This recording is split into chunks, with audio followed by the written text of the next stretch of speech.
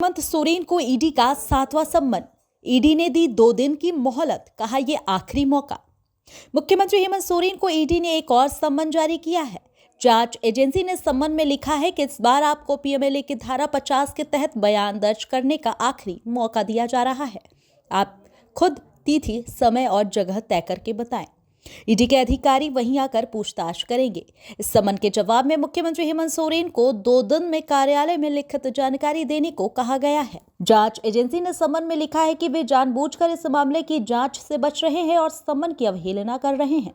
अगर अब जानबूझकर सम्मन की अवहेलना की जाती है तो ईडी के पास पीएमएलए की धारा के तहत उचित कार्रवाई करने का अधिकार है। सम्मन में यह भी कहा गया है कि 6 सम्मन जारी करने पर भी आपकी ओर से निराधार कारण बताया गया और आप ईडी कार्यालय में उपस्थित नहीं हुए।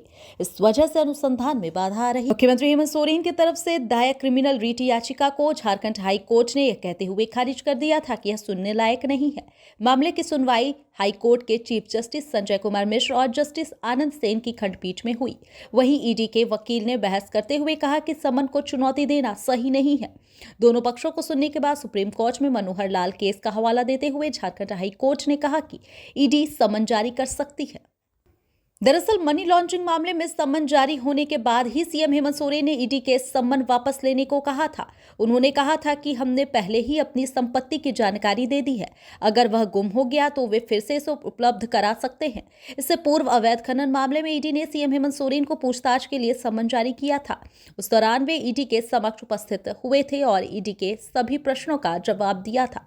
पूछताछ के दौरान संपत्ति से जुड़े दस्तावेज भी ईडी को उपलब्ध कराए थे। ईडी ने मुख्यमंत्री हेमंत सोरेन को पहली बार इस साल 14 अगस्त को पूछताछ के लिए बुलाया था। इसके बाद 24 अगस्त, 9 सितंबर, 23 सितंबर, 4 अक्टूबर और 12 दिसंबर को सम्मन भेजकर पूछताछ के लिए रांची जोनल कार्यालय बुलाया था। मुख्यमंत्री को लिखे पत्र में ईडी ने कहा कि वे बड़गाई अंचल के राजस्व कर्मचारी भानु प्रताप के मामले में जांच चल रही है। यह जांच सरकारी दस्तावेज में छेड़छाड़ और जालसाजी से संबंधित है।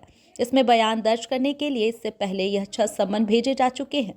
आप एक बार भी ईडी कार्यालय हाजिर नहीं हुए। इसके लिए आपने निराधार कारण बताए। इसी वजह से जांच में अड़चन आ रही है। वहीं ईडी के सम्मन को मुख्यमंत्री दुर्भावना और राजनीति से प्रेरित बताते हुए ईडी के सम्मन को मुख्यमंत्री हेमंत सोरेन दुर्भावना और राजनीति से प्रेरित बताते हुए परेशान करने का आरोप लगाते रहे हैं। साथ ही सम्मन वापस नहीं लेने पर कानूनी रास्ता अपनाने की बात कह चुके हैं। मुख्यमंत्री सुप्रीम कोर्ट का भी दरवाजा खटखटा चुके हैं। सुप्रीम कोर्ट ने उन्हें हाई कोर्ट जाने की सलाह दी, वहां भी गए पर उन्हें किसी तरह की राहत नहीं मिली।